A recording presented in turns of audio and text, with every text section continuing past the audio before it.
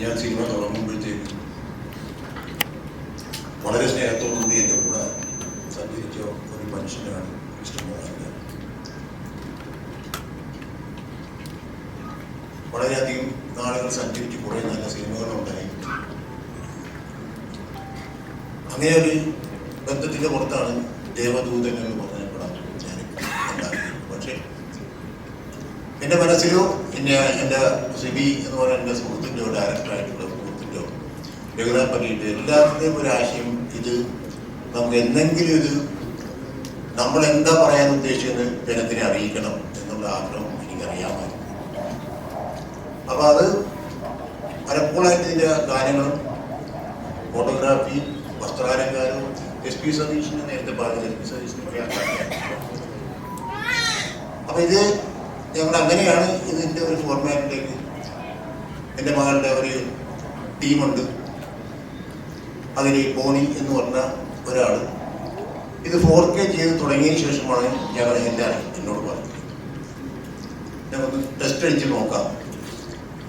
അതിൽ നിന്ന് തുടങ്ങിയിട്ടാണ് ഇപ്പോൾ ഒരു സെക്കൻഡ് വേർഷൻ. എനിക്ക് അഭിമാനത്തോട് പറയാൻ പറ്റും. അതായത് ഇത് കഴിഞ്ഞു 4K റെസൊല്യൂഷനിലൊക്കെ ചെയ്തതിന് ശേഷം ഈ എഡിറ്റഡ് വേർഷൻ ഞങ്ങൾ കണ്ടു. എന്നപ്പോൾ എന്ത് സൗന്ദര്യം എന്ന് പറയുന്ന ഒരു സംഭവം ഉണ്ടല്ലോ എന്ന് വെച്ച് കഴിഞ്ഞാൽ ആ സിനിമ കാണാറുണ്ട്. അതായത് അതാണ് അതിൻ്റെ കാതൽ. ദേവദൂതൻ എന്ന് പറഞ്ഞ പടത്തിൻ്റെ കാതൽ ഇപ്പോഴുണ്ട്.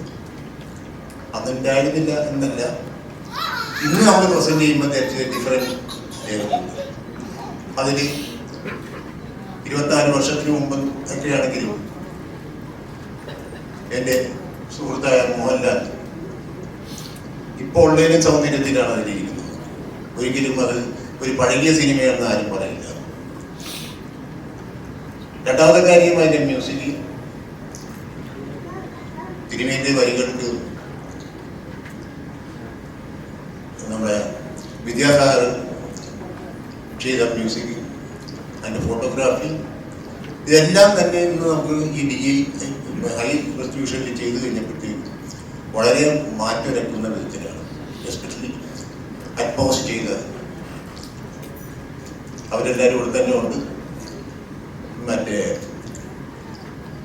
എല്ലാവർക്കും ഇതൊരു പുതിയ അനുഭവമായിട്ടാണ് നമ്മൾ എവിടെയൊക്കെ അപ്രോച്ച് ചെയ്തിട്ടുണ്ടോ. സപ്ത റെക്കോർഡിംഗ് സ്റ്റുഡിയോ, അവിടെയാണ് ഫൈനൽ മിക്സും കാര്യങ്ങളൊക്കെ ഞാൻ ചെയ്തത്, അറ്റ്മോസും കാര്യങ്ങളും.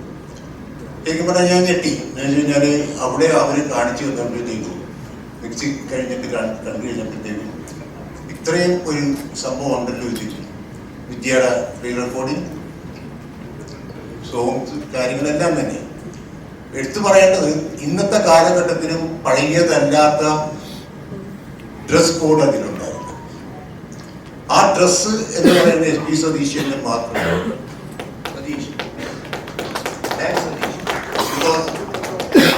എൻ്റെ എല്ലാ പടങ്ങളിലും ഒരു കോസ്റ്റ്യൂം കൂടെ ആയിരുന്നു അദ്ദേഹം. സംഭവത്തിൽ തന്നെയാണെങ്കിലും ഈ പടം കണ്ടപ്പോഴത്തേക്കും എനിക്ക് അദ്ദേഹത്തിനോട് ഞാൻ പറഞ്ഞു, ഞാൻ എൻഗേജ് ചെയ്യാൻ വിളിച്ചപ്പോഴത്തേക്കും പറഞ്ഞു, അന്ന് ചെയ്തേക്കുന്ന കോസ്റ്റ്യൂം ഇന്നത്തെ സ്റ്റൈലാണ്. ഒരിക്കലും അത് അന്നത്തെ ഒരു സ്റ്റൈല് എന്ന് പറയുന്ന ലെവലല്ലായിരുന്നു. അതെന്നെ ഏറ്റവും കൂടുതൽ ആഹ്ലാദിപ്പിച്ചതെന്ന് വെച്ച് കഴിഞ്ഞാൽ നമ്മളൊരു റീമാസ്റ്റർ ചെയ്ത് ഇവിടെ വരുമ്പോഴത്തേക്കും ഈ കോസ്റ്റ്യൂംസ് ഒക്കെ പഴയത് ഒരിക്കലുമല്ല. എസ്പെഷ്യലി ഡാൻസാറിൻ്റെയും ഡാനിൻ്റെയും മറ്റുള്ള എല്ലാ ആർട്ടിസ്റ്റിൻ്റെയും അങ്ങനെ എല്ലാ വിധത്തിലും ഒരു പുതുമ. ശരിക്കും പറഞ്ഞാൽ ഇന്ന് ആരും പറയുന്നത്, അതായത് ഒരു പുതിയ സിനിമ റിലീസ് ചെയ്യുന്ന ലെവലിലാണ് ഞങ്ങൾ ഈ സിനിമ പ്രിന്റ് ഔട്ട് ചെയ്യുന്നത്. എന്തുകൊണ്ടും സന്തോഷം. തീർച്ചയായിട്ടും ഇനി എപ്പോൾ എനിക്കറിയില്ല ലാലുമായിട്ട് സഹകരിച്ച് ഒരു സിനിമ ഉണ്ടാകും എന്നുള്ള എനിക്കറിയില്ല. അപ്പം അത് കാരണം ഇതിവിടെ എത്തിയതിന് നന്ദി, ഇങ്ങനെ പ്രസന്റ് ചെയ്യാൻ പറ്റിയതിന് നന്ദി. എല്ലാവരുടെ പ്രാർത്ഥനയും ഞങ്ങൾക്ക് ഉണ്ടാവണം. ഇതൊരു വലിയ വിജയം എന്ന് പറഞ്ഞൊരു 5 കോടി ക്ലബോ 10 കോടി ക്ലബോ ഒന്നും എനിക്ക് ആഗ്രഹമില്ല. ഞങ്ങൾ ഉദ്ദേശിച്ച സിനിമ ഇതാണ് എന്ന് ഇന്ന് ജനങ്ങളെ ബോധിപ്പിക്കുക. ബാക്കി ദൈവത്തിന്റെ കയ്യിലാണ് വിശ്വസിക്കുന്നവരാണ്.